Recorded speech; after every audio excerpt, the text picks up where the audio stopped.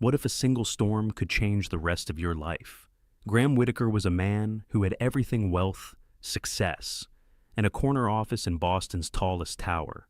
But he also carried a silent torment, years of sleepless nights, haunted by memories he never spoke aloud. For a man who thrived on control, rest was the one thing he could never buy. Claire Bennett was nothing more than his efficient secretary, or so she thought. A woman from the rocky coast of Maine. She knew storms, and she knew how to keep going when the world turned rough. But she never imagined she would become the only person who could bring peace to a man who had forgotten how to close his eyes. One nor'easter, one small inn, one bed left to share. From that night forward, nothing would be the same. But here is the question: can love born in chance survive in a world of boardrooms, betrayals, and whispered rumors? Or will the storm that brought them together also tear them apart? Stay with us, like this video, share it with a friend, and don't forget to subscribe to Shining Stories. Because this is more than a romance, it's a journey through storms toward peace. The nor'easter came without mercy. By late afternoon, the wind had turned the harbor into a churning gray cauldron. Ferries were canceled, roads closed, and the small town of Harbor Point, Maine, was cut off as if the world beyond had vanished. Snow blew sideways, sharp as glass, and the air tasted of salt and cold iron. Harbor Point Inn, a clapboard house trimmed in blue shutters, stood as the only refuge. Its chimney puffed steadily, and the warm glow of lamps spilled across the drifts outside.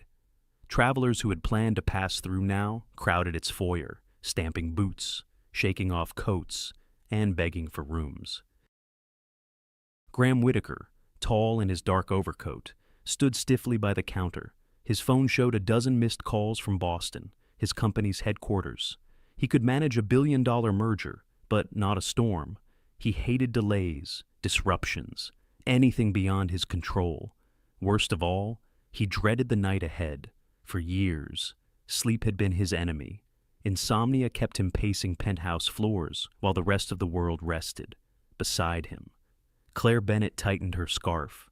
Her cheeks were flushed from the cold, and strands of brown hair escaped her bun. She had handled his schedule for 3 years, knew his sharp temper in meetings, knew the stack of prescriptions he never used. She had not expected to be stranded with him in her hometown of all places. Mrs. Doyle, the innkeeper with silver hair and kind eyes, spread her hands apologetically. "I'm sorry, dears. Every room is taken, except one." Graham's jaw tightened. "We'll take it. It's a queen bed," she added gently. "I hope that's no trouble." Claire looked up, startled. Sharing a bed with her boss was unthinkable. Yet the storm howled so fiercely outside that refusing meant freezing in the lobby. She gave a small nod, more to herself than to anyone else. The room was simple. Floral curtains framed the window, and an old radiator clanked and hissed. A quilt, hand-stitched in fading blues and greens, covered the bed. On the dresser stood a small plate with 2 slices of apple pie. The smell of cinnamon softened the sharpness of the storm. Graham set his briefcase down like it was an anchor. "I'll take the left side." "Fine," Claire replied, placing a pillow lengthwise down the middle, boundary. He almost smiled, but the weight in his chest kept it from reaching his eyes. He removed his tie, unbuttoned his shirt collar, and sat stiffly on the edge of the bed. She slipped into flannel pajamas patterned with tiny stars, folded her sweater on the chair, and climbed onto her side. For a while, silence filled the room, broken only by the moan of the wind and the rattle of branches against the siding. Graham lay on his back, eyes wide open, listening to the storm. Sleep never came easy, not in hotel suites, not in his penthouse, not anywhere. He turned, adjusted the pillow, closed his eyes, still nothing. Then he noticed her breathing, steady, soft, like the tide pulling gently against sand. The faint scent of vanilla from her shampoo lingered in the air. He shifted slightly, not to cross the pillow barrier, but closer to the sound of her presence. His chest eased, the knots in his shoulders loosened. For the first time in years, his mind quieted, And without meaning to, he drifted. He dreamed of nothing at all, only blackness, deep and healing. When dawn came, pale light spilling through lace curtains, Graham woke slowly. The storm had passed, leaving the world hushed under white drifts. He lay still, disoriented. His body felt heavier, yet lighter. Rested. His watch said he had slept 7 straight hours. Impossible. He turned his head. Claire was curled on her side, her hair loose across the pillow. She stirred, blinked, then sat up suddenly. "Oh no," she whispered. We slept." He finished. His voice was softer than usual, almost reverent. A knock came at the door. "Mrs."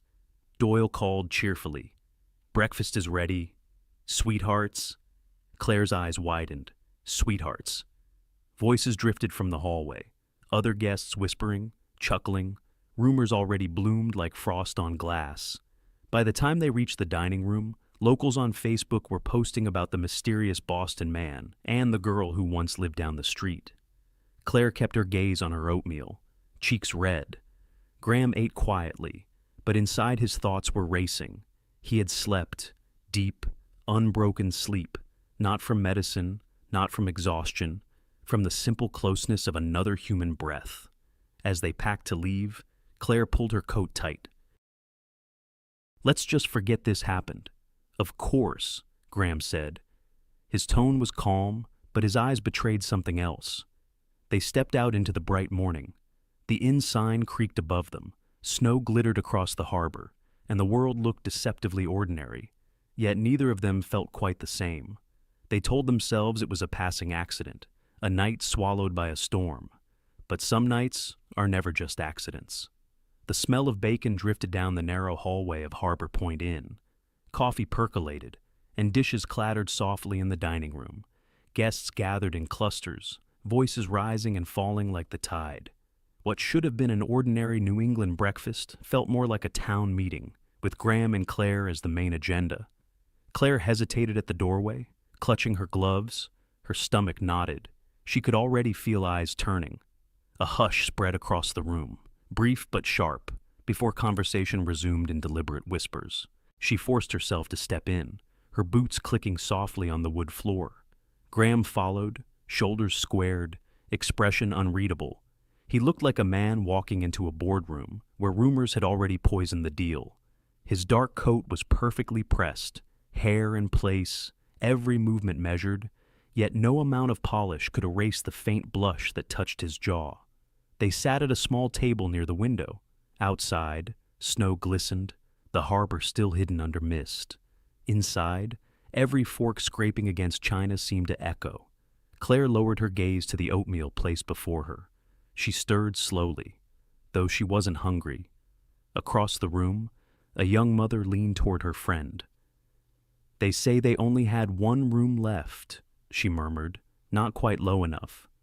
"Mm-hmm," the friend replied, smirking. "That's what they all say." Claire's cheeks burned. She wished she had a shield, something thicker than her coffee mug. She dared not look up, afraid of meeting another pair of curious eyes. Graham, on the other hand, lifted his fork calmly. He ate with steady precision, as if the whispers were nothing but background noise. He had mastered the art of ignoring speculation in business.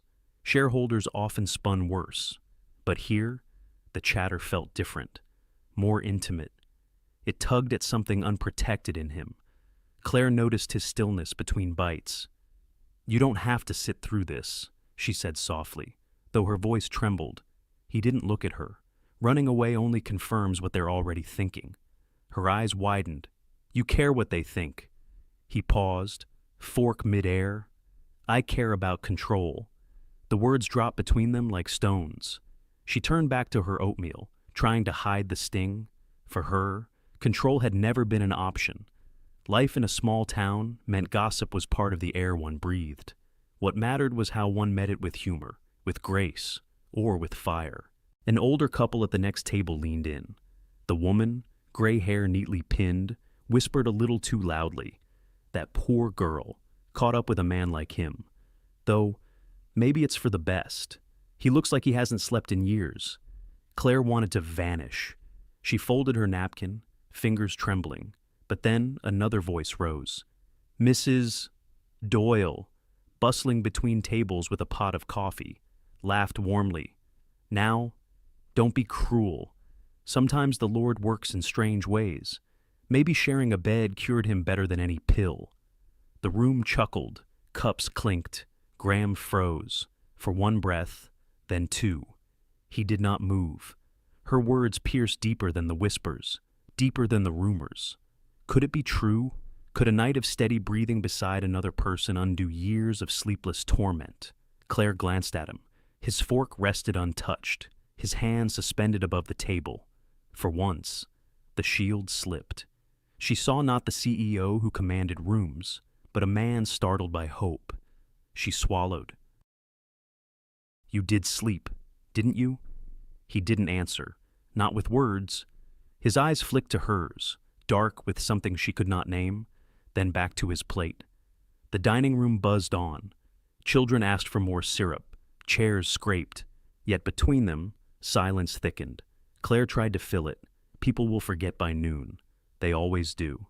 But even she knew that wasn't true. In Harbor Point, stories lingered like sea fog. They rolled through Facebook groups, were retold at the post office, embellished at the bakery. By sundown, half the town would have a version of last night that included candlelight and vows. She sipped her coffee, willing her hands not to shake. Graham finished his eggs with deliberate calm. To anyone watching, he was unfazed. Only Claire noticed the way his shoulders held a fraction too much tension, the way he blinked more slowly, as if fighting thoughts he didn't want revealed. After breakfast, they thanked Mrs. Doyle, collected their coats, and stepped outside. The air was sharp, bright, unforgiving. Snow squeaked underfoot as they walked toward the car. Neither spoke. The storm had passed, but something else had settled between them. Claire tucked her chin into her scarf, eyes on the road ahead. "We'll laugh about this someday," she murmured, half to herself. Graham didn't laugh. He slipped on his gloves, jaw set. Yet his mind circled the words he could not dismiss. Maybe sharing a bed had done what medicine could not. Maybe the cure he had spent years searching for was as simple as another person's presence. The thought unsettled him, and for the first time in a long time, he feared not the storm outside, but the storm inside. The car door closed with a dull thud. The engine turned. They drove out of town, leaving Harbor Point Inn behind, its windows glowing warmly against the snow. But the whispers remained, following them like shadows. Neither admitted it, but both knew the story was far from over.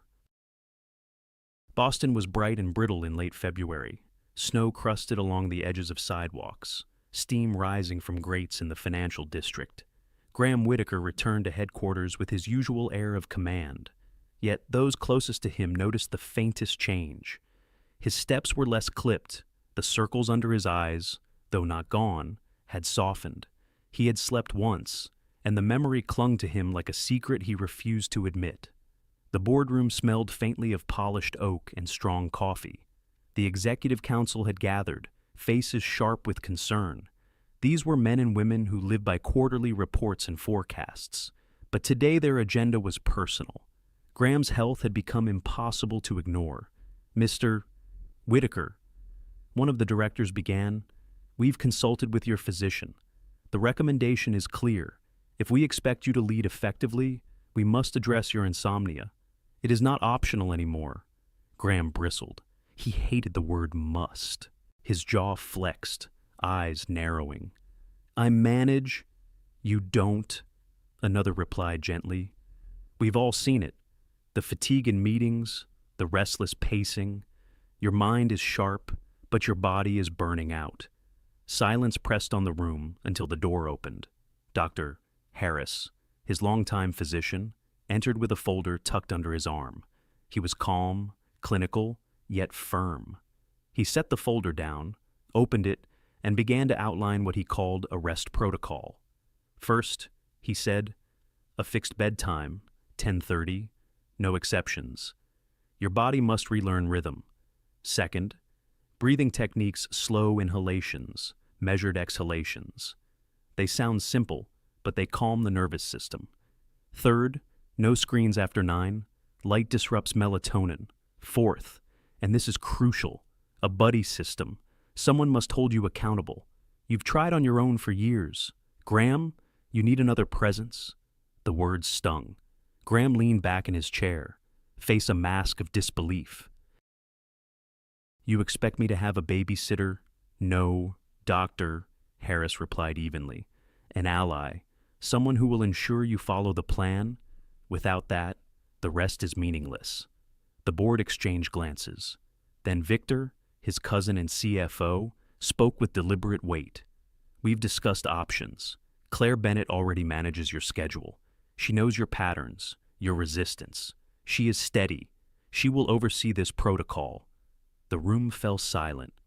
Claire, seated 2 chairs away, blinked. She had come prepared to record minutes, not to be assigned as guardian of her employer's sleep. Graham turned his gaze on her, sharp as steel. Absolutely not. Her hands tightened in her lap, but her voice remained steady. It isn't my choice. It's what they believe necessary. His lips thinned. This is an invasion. She held his stare. This is survival. For a long moment, the only sound was the ticking of the wall clock. Graham's pride battled the logic pressing against him. He wanted to refuse, to slam the folder shut, to remind them all who built this empire. But the memory of Harbor Point Inn, the rare gift of 7 uninterrupted hours, whispered against his defenses. Claire broke the silence. If I'm to do this, there will be rules. Clear rules. We follow the protocol as written. You commit without argument. No late-night calls. No slipping back to your office after midnight. You treat rest as seriously as you treat profit. Her voice was calm, but inside her pulse hammered. She had never spoken to him like this. She expected him to snap, to dismiss her with a wave. Instead, he sat very still, his hands folded, his gaze unreadable. Finally, with the slowest of nods, he said, "Agreed, for now." The council exhaled, tension easing, notes were scribbled, decisions finalized. The meeting shifted back to numbers and contracts. But for Graham, the world had tilted. He had lost the power to dictate even his nights. Later, in his office overlooking the frozen Charles River, he found Claire pinning a fresh calendar to the wall. Each square was filled with neat handwriting, meetings, deadlines, travel, and now, written in red ink, bold and unmistakable, every night at the same line, 10:30 p.m. He stood in the doorway, arms crossed. So it's official. She turned, meeting his eyes without flinching. It is. Do you enjoy this sudden authority? She shook her head. Enjoy isn't the word. Necessary is. The clock on his desk ticked softly. The city hummed far below. Graham felt the familiar urge to resist, to wrest control back into his hands. Yet another part of him, the weary part, wondered what surrender might feel like. Claire capped her pen, straightened the calendar, and stepped back. You asked me once why I stay in this job. It isn't for power. It's because I believe even the strongest leaders need someone to remind them they're human. That's all I'm doing. He said nothing. Not yet. But when she left the office, the red 1030 glared back at him, steady as a lighthouse beam. For the first time, his nights no longer belonged to him alone. The city of Boston glittered outside Graham's penthouse windows. From 40 stories up, the lights spread like constellations across the frozen river and the dark neighborhoods beyond. He stood before the glass wall, phone in hand, scrolling through messages that had piled up after the board meeting, contracts, forecasts, questions waiting for his answers. This was the rhythm of his life, never stopping, never yielding. Behind him, Claire set a tray on the side table. The steam of chamomile tea curled into the air, carrying the faint scent of flowers. She moved with quiet purpose, arranging each item as if the ritual itself had weight. The tea, a small dish of almonds, the white noise machine already humming low with the sound of waves. "It's 10:15, she said. Her tone was gentle, but it left no room for debate. Graham barely glanced up. "There's work to finish.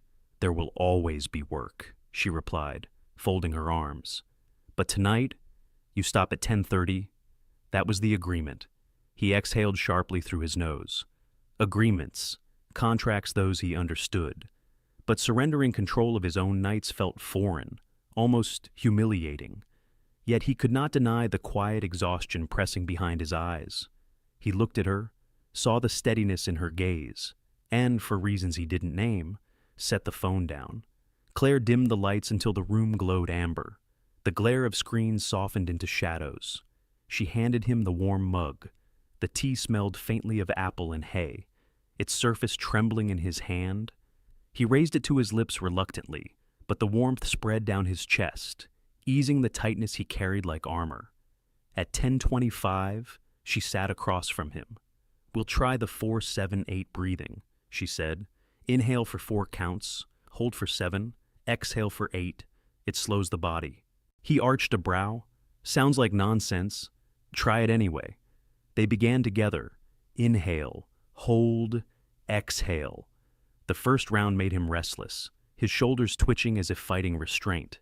But by the third, his pulse had steadied. The white noise machine's waves blended with the sound of their breaths. He found himself leaning back against the sofa, eyes half closed. When 10:30 arrived, Claire pointed to the clock. Bed. He hesitated. His hand drifted toward the phone, a reflex as ingrained as breathing. But she shook her head. Not tonight. Reluctantly, he left it on the desk, in the bedroom. She drew the curtains to block the city glare. The quilt was smooth, the sheets cool. He lay down stiffly, unused to surrendering this hour. His body braced for another battle with the ceiling. But then he heard it again, the sound of waves, steady, endless. He let his chest rise and fall to match them. Minutes blurred. His mind resisted at first, replaying numbers, rehearsing strategies, yet slowly. The rhythm of his own breathing dulled the edges. His hand twitched once, reaching for a phone that wasn't there. And then, unexpectedly, his thoughts dissolved. Sleep came, not the shallow dozing he knew too well, but something deeper. It pulled him under, gentle and firm. He dreamed of nothing. When he opened his eyes, the room was dark, the clock reading 1:30. 3 full hours had passed. He stared at the red digits in disbelief. His body felt heavier, muscles loose, the ache in his temples gone. He had not known such rest since his 20s. He sat up, half afraid it would vanish like mist.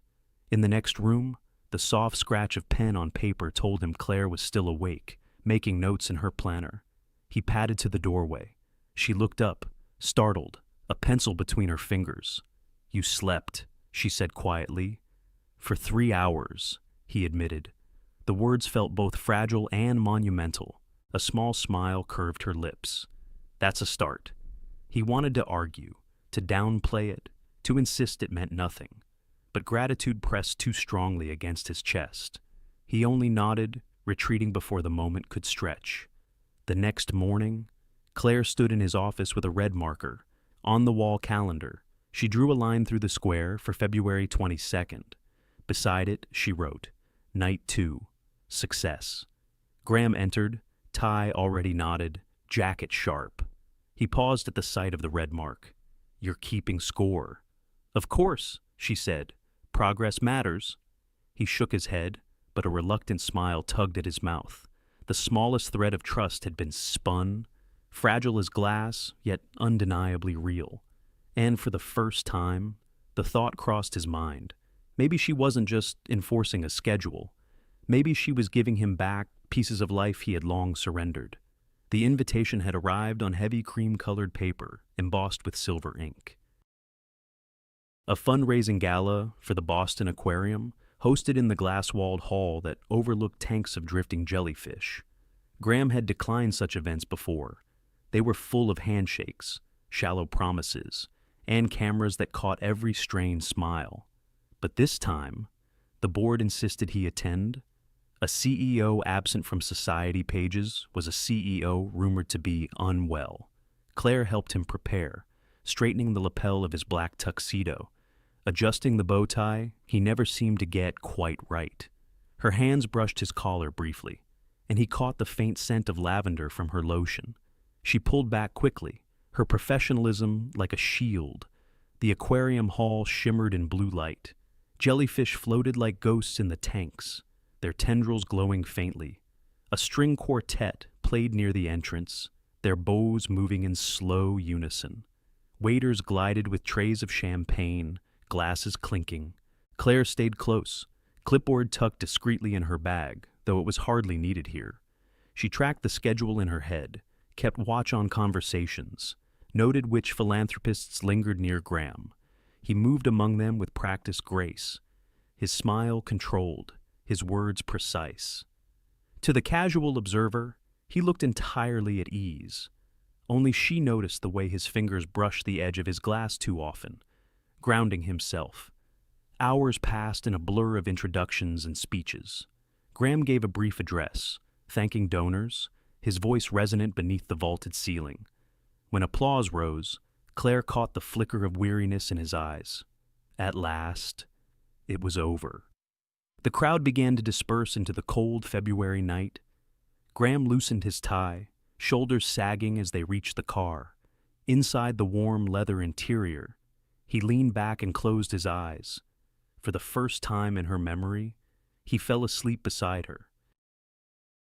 It was not the restless dozing she had seen on flights or in late-night rides from the airport. This was deeper.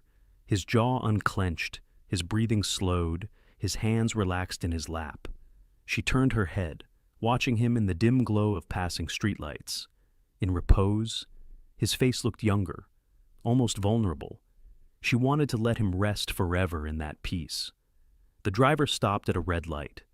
Claire glanced away, embarrassed by her own gaze. She reminded herself he was her employer, nothing more. Yet the sound of his breathing steadied something in her own chest. When they arrived at his building, the driver opened an umbrella, but the February drizzle blew sideways, stinging against their cheeks. The air was sharp, barely 34 degrees, and smelled faintly of salt from the harbor. As they hurried toward the door, Graham stirred fully awake, blinking against the cold. He reached out automatically, his hand brushing against hers as they shared the small space under the umbrella. The touch was not deliberate.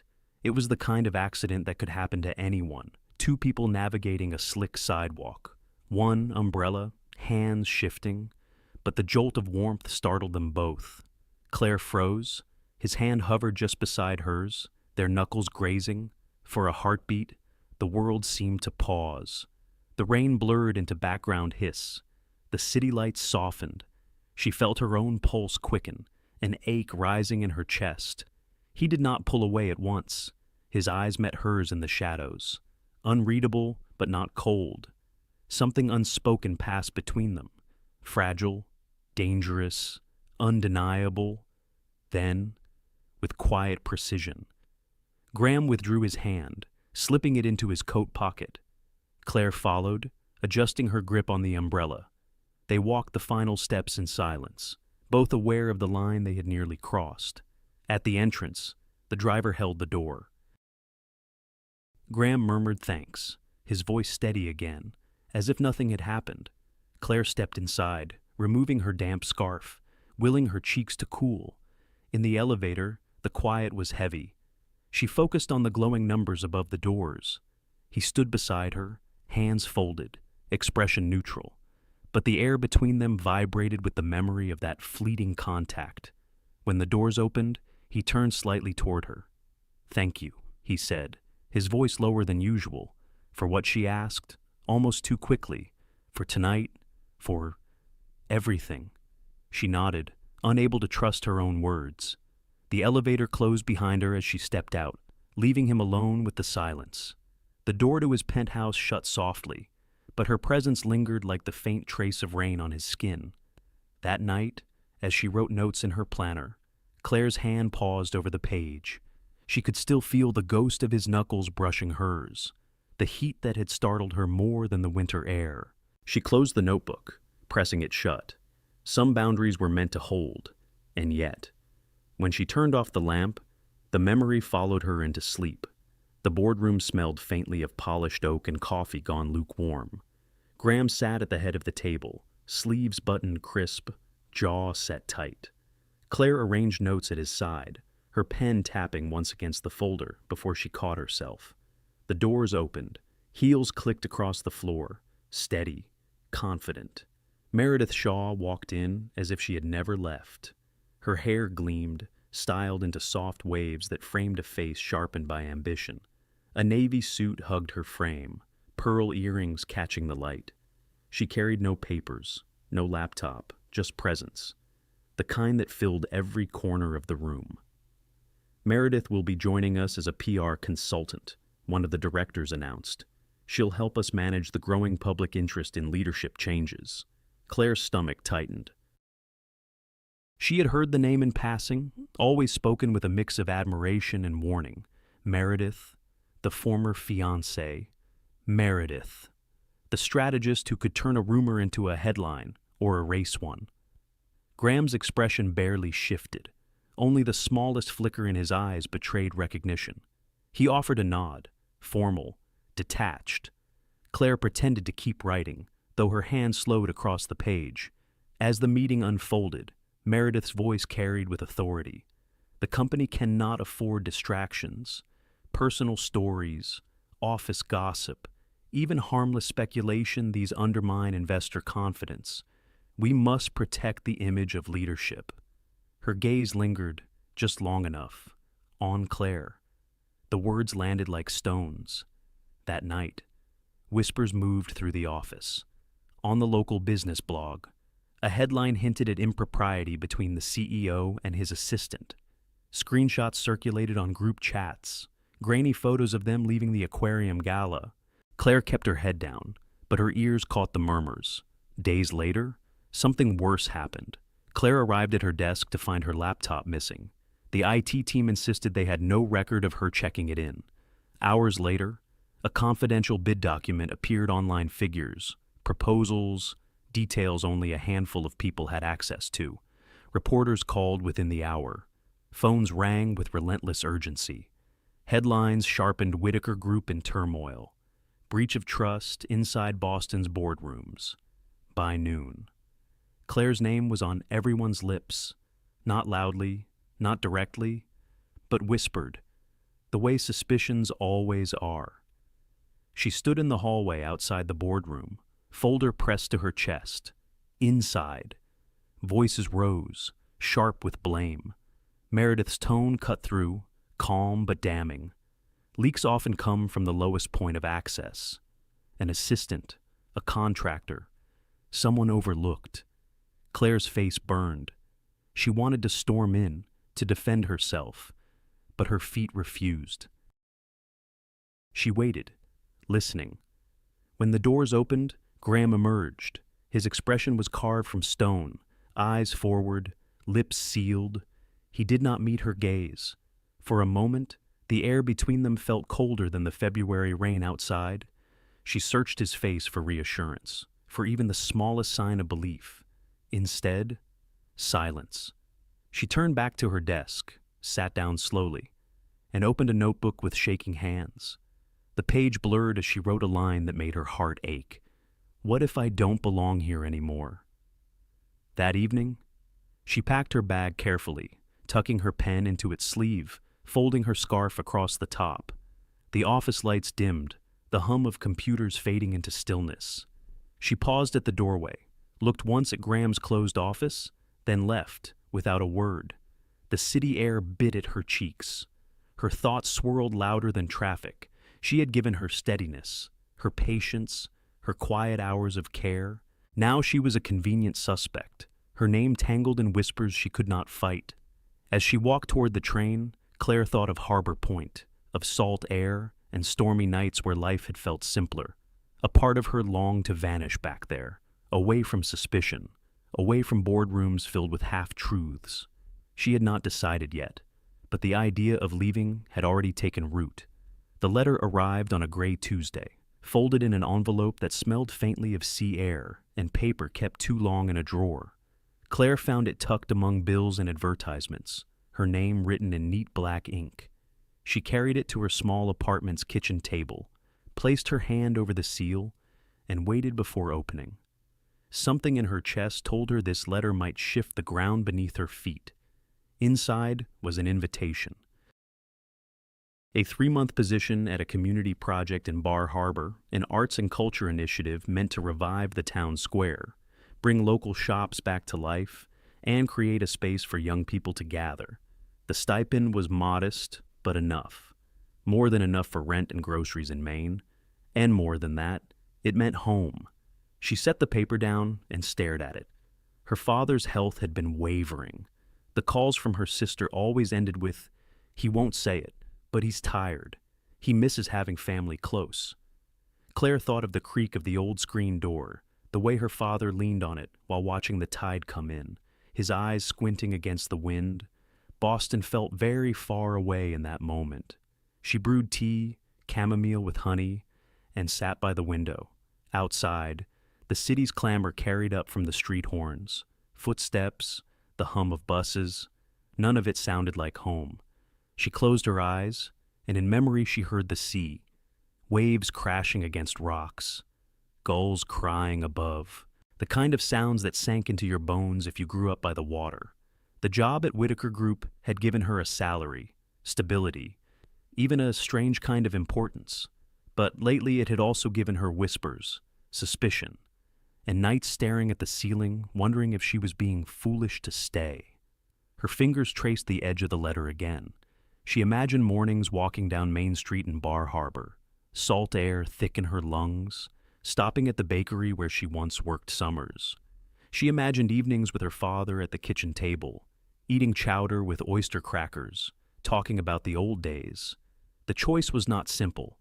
Boston offered prestige, a front-row seat to power, and a proximity to Graham that both steadied and unsettled her. But Boston also carried shadows now, cast by Meredith's presence, by boardroom suspicions, by the silence Graham had not broken when her name was on every whisper. Maine offered quiet, a return to roots. A place where her name was not tangled in rumors, but belonged to familiar streets and neighbors who remembered her as a child, chasing kites on the beach. That night, she walked to the harbor, the nearest she could get to the sea without leaving the city. The air was raw, damp with late winter chill. She stood at the railing, the water dark and restless below, and let the wind tangle her hair. Her heart ached with longing she could not fully name. She thought of the storms that had trapped her in Harbor Point Inn, of how that night, strange and inconvenient, had given her the first glimpse of something unexpected. Graham asleep at last, her presence the only variable. She thought of his silence in the boardroom, and how that had cut deeper than any headline. A gull swooped low over the water, its cry sharp, echoing. She closed her eyes and whispered to the sea, as if it could carry her words back home. "I want to live, not just exist." The waves roared back in answer, indifferent and eternal. She pressed the letter flat against her chest. The paper warmed by her body, then folded it carefully into her wallet. She had not said yes. She had not said no. But the choice lived now inside her, like a tide pulling stronger each day. When she walked home, the streets of Boston felt colder, as though they already knew she was halfway gone. Snow fell in soft, steady silence, pressing against the glass walls of the rooftop greenhouse. From the street below, the structure looked like a lantern glowing faintly in the Boston night. Claire followed Graham up the narrow stairwell, her scarf still looped around her neck, her breath rising in pale clouds. When he unlocked the heavy glass door, a rush of warm, damp air spilled out. The scent of soil, mint, and faint citrus wrapped around her. Inside, rows of potted herbs lined the tables. Basil, rosemary, thyme. Above, small lamps glowed amber, casting light over green leaves and drops of condensation. "This is where I come when the city feels too sharp," Graham said quietly. His voice sounded different here, less clipped, less practiced, almost human in its hesitancy. Claire ran her fingers across the soft leaves of a mint plant, the coolness lingering on her fingertips. "It's beautiful," she whispered, and it was. Not because it was perfect, but because it was unexpected, a sanctuary carved out of steel and glass. They walked slowly between the rows. The snow pressed harder outside, blurring the city skyline. For a moment, Claire forgot the office, the rumors, the sharp stares in the boardroom. Here, it was only plants, warmth, and the man beside her. Graham stopped near a wooden bench tucked against the far wall. His hands rested on the back of it, knuckles pale. He took a long breath. "There's something I need to tell you." She turned, heart rising. His eyes were fixed not on her, but on the condensation sliding down the glass. "The reason I don't sleep," he began, voice low, "isn't just work. It's the water." She waited, letting the silence hold. "Years ago, there was an accident, a boat trip off the coast. It was supposed to be simple. A storm rolled in fast." His voice cracked slightly. He steadied it. "I nearly drowned. I remember the cold, the weight, the silence under the waves.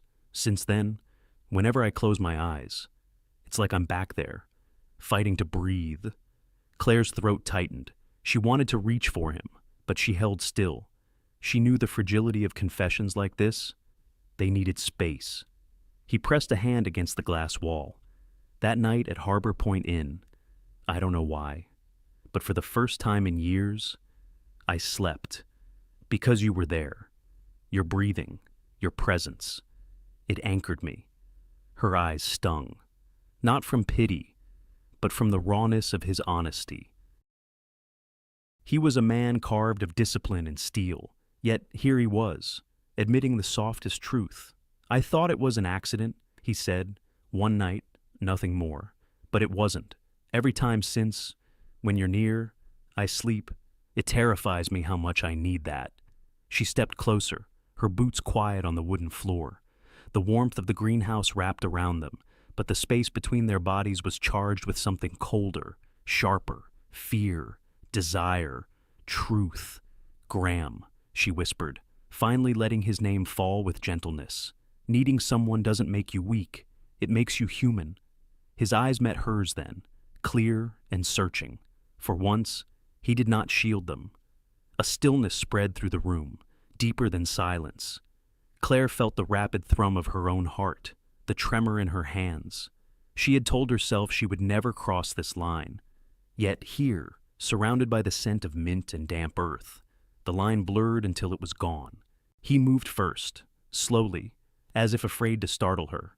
His hand lifted, hesitated, then brushed against her cheek. The warmth of his palm contrasted with the chill that had clung to her skin from outside. She leaned into it without meaning to, her breath catching. Their foreheads nearly touched. She felt the whisper of his breath, uneven, searching. Then, at last, his lips met hers. The kiss was not polished, not rehearsed like his speeches. It was unsteady, trembling at first, like both were afraid it might break them.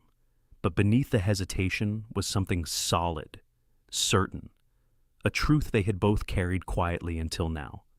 Claire's hands rose, one resting lightly against his chest. She felt the quick rhythm of his heartbeat, not steady as usual, but alive, racing. His other hand moved to her shoulder, holding her as if he feared the world might tilt. When they finally drew apart, the silence filled again. But it was different, not empty, but full of everything unsaid. Her lips tingled, her breath shallow. She wanted to speak, to name what had just begun, but words felt too fragile. Instead, she let her eyes tell him, "I feel it too." For a moment, the weight he always carried seemed lighter. He almost smiled, not the polished smile of boardrooms, but something softer. Yet beneath the warmth, both knew reality waited. The company, the whispers, Meredith, all the things that could unravel them. Claire looked away, to the snow pressing against the glass, blurring the city lights. Happiness pressed in, but so did worry. The kiss had opened a door, but doors led to unknown places. She reached for his hand briefly, squeezed once, then let go. "Tomorrow," she whispered, half promise, half prayer. Snow tapped against the glass like a clock ticking down. The storm did not begin with thunder. It began with an email, anonymous. No sender's name, only a generic account created days earlier. But its timing was deliberate. The message landed in inboxes across the board just after the morning market opened. When every eye was sharp and every hand jittered over the stock ticker, the subject line was simple: evidence of fraud inside Whitaker Group. Claire sat at her desk, sorting through contracts. When the whispers began, first one phone buzzing, then two, then the sharp sound of chairs scraping in the corridor. A junior associate passed her door with wide eyes, clutching a printout. Minutes later, she was summoned upstairs. The boardroom was colder than usual, as if the air conditioning had been set to cut. Screens glowed with spreadsheets and attachments from the email. There, on the wall, projected for all to see, were invoices numbers that didn't add up, payments routed through a shell company with her name faintly linked in the chain. Victor Whitaker leaned forward, his tie a little too perfect. "This pattern is troubling. Funds moved offshore, receipts falsified." And whose password approved the access? He let the silence hang. Claire Bennett's. Her stomach dropped. "That's impossible," she said, voice steady but low. I would never. Meredith's voice cut in, calm yet loud enough to carry. "We must be transparent. The press already has wind of this. The only way to reassure investors is to act swiftly, decisively." Her gaze flicked toward Claire, just long enough to sting. Reporters had gathered outside already, cameras waiting like vultures. Words like embezzlement and internal mole flew across the screens of financial networks. Graham sat silent at the head of the table. His jaw was tight, his eyes dark. She searched his face for defense, for trust, for the man who had kissed her under the greenhouse lights. Instead, there was only stone. The chairman cleared his throat. "To protect shareholder value, the board recommends a temporary suspension of Ms. Bennett until the investigation clears her name or proves otherwise." Claire felt every gaze land heavy on her shoulders. She looked to Graham one last time. His lips parted as if to speak, then pressed shut again. His silence was the verdict. She gathered her folder with trembling hands, stood slowly, and walked out. The door closed behind her with a dull thud that echoed down the corridor. Outside, rain had begun, thin needles falling through a gray Boston sky. She stepped into it without an umbrella. The drops clung to her coat, ran down her hair, blurred her vision until she could no longer tell what was water and what was tears. On the sidewalk, people hurried past with collars up and bags pressed to their sides. To them, she was only another woman caught in the weather. They did not know her name was being broadcast on business channels, her face linked to betrayal she had never committed. Her heels clicked against wet pavement, slower and slower, until she stopped altogether beneath the awning of a coffee shop.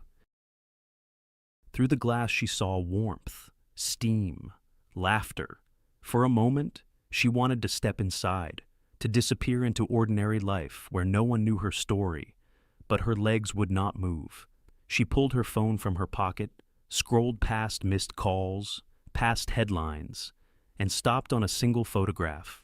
The ocean, taken months ago on a quick visit home, the horizon endless, the water fierce yet familiar. Maine. Her heart tightened. That letter still waited in her wallet, folded and silent. 3 months of work in Bar Harbor, 3 months of family, of salt air, of something other than suspicion. She closed her eyes, letting the rain press against her skin.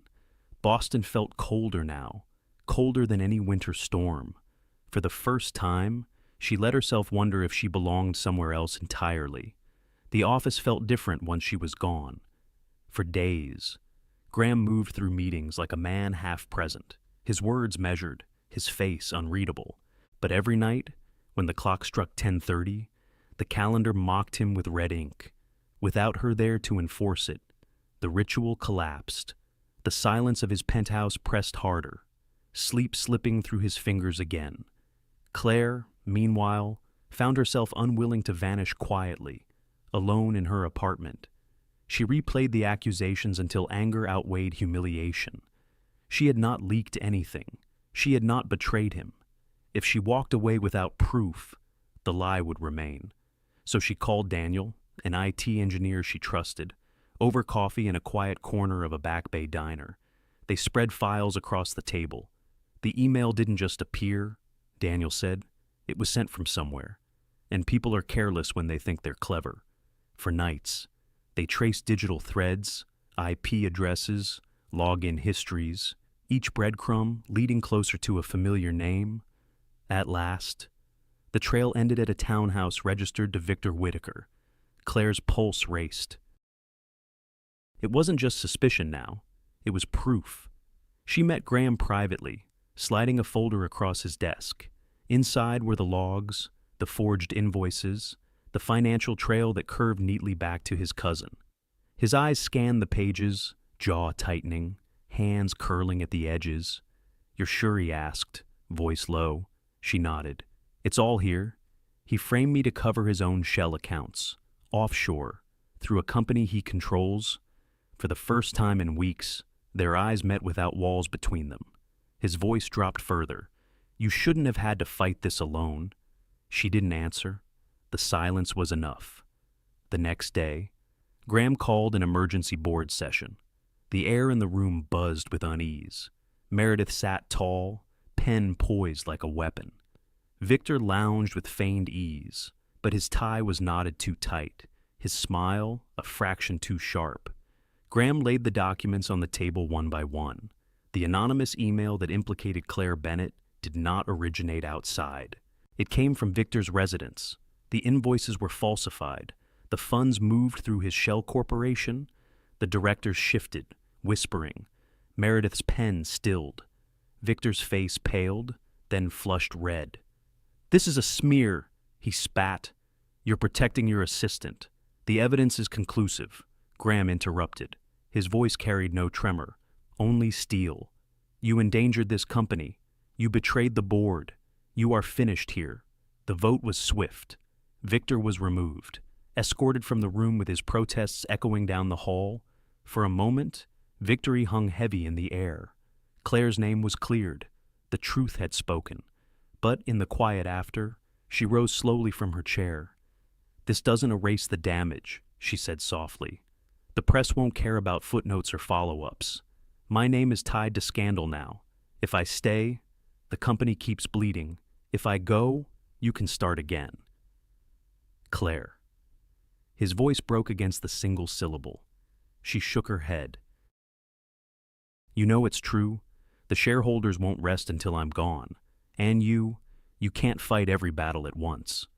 The room faded around them, the chatter of directors distant, for a heartbeat.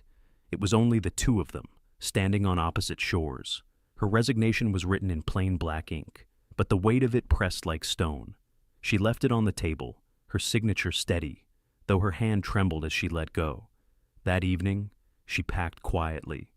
No grand farewell, no lingering in the office where she had spent years.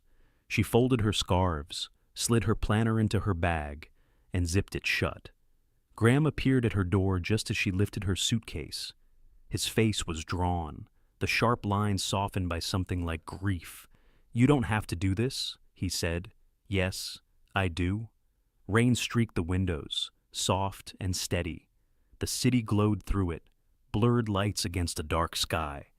She reached for his hand, held it for one brief moment, memorizing the warmth, the strength.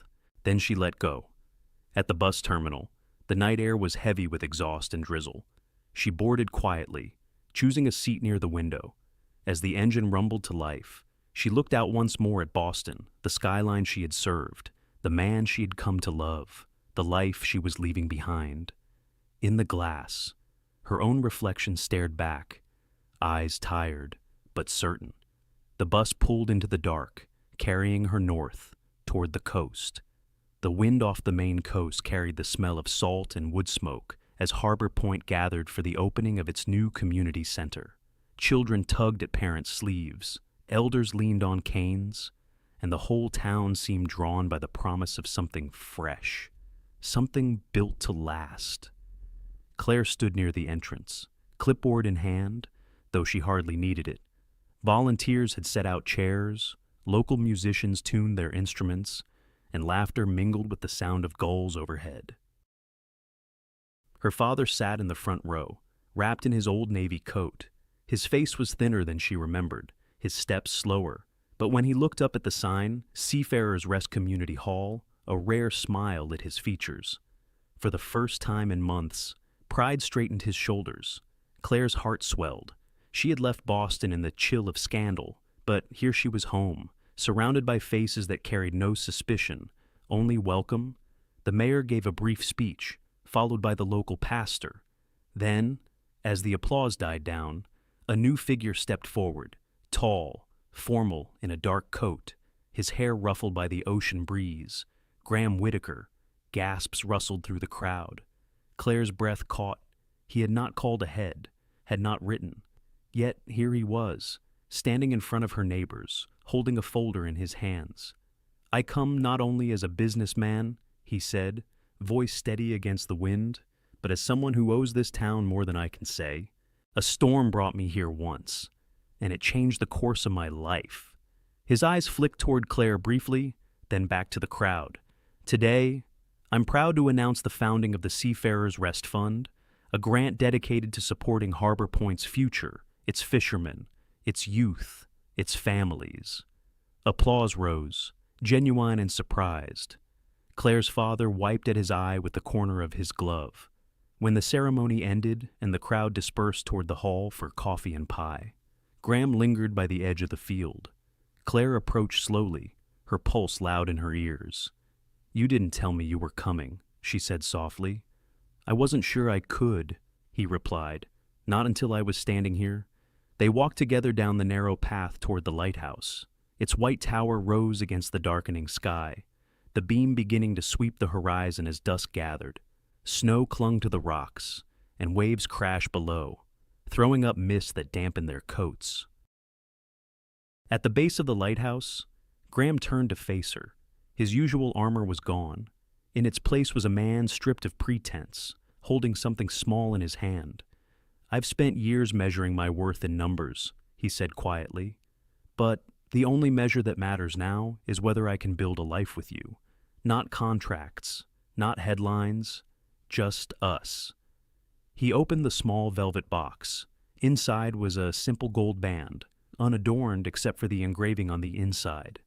Claire tilted her head, squinting in the fading light. She read the numbers aloud, voice catching, 44.35, 68.21. "The coordinates," he said, "of the inn where the storm forced us together.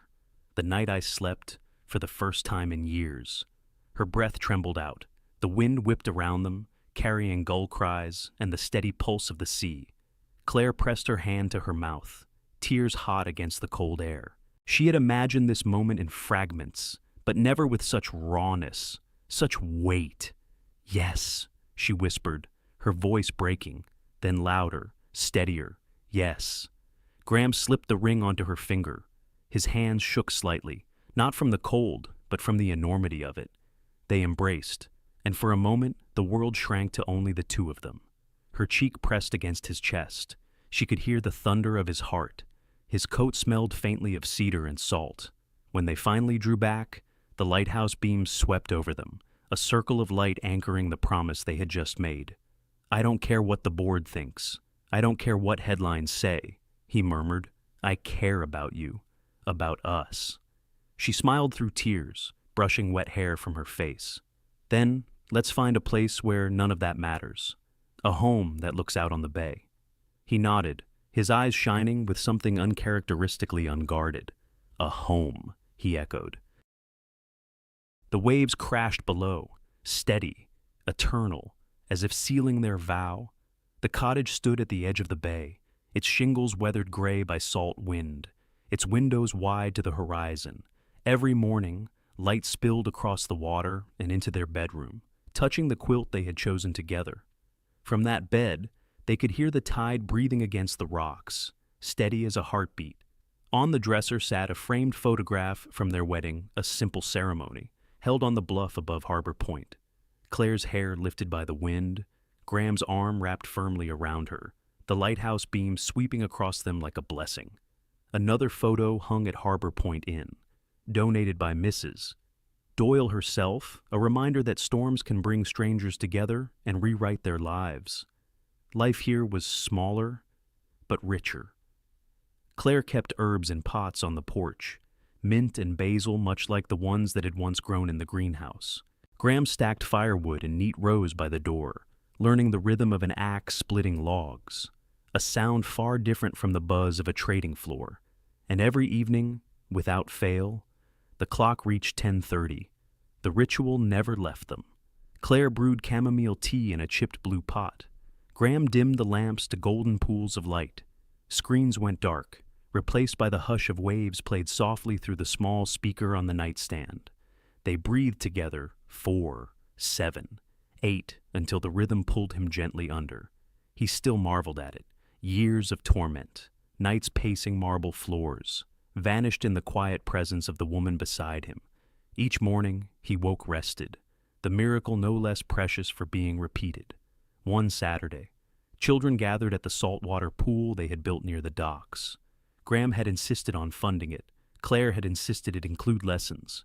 Together, they taught local kids how to float, how to trust the water instead of fear it. Graham waded waist-deep, his dark hair slicked back, laughter escaping him when a boy splashed too hard. Claire sat on the edge with a whistle, calling encouragement. The echoes of joy filled the air, washing away the old shadows of drowning and silence.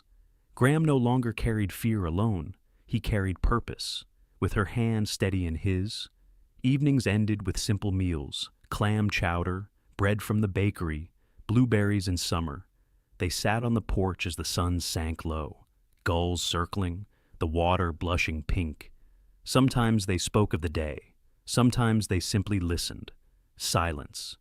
Once Graham's enemy had become his friend. The cottage grew warm in winter, smoke curling from its chimney.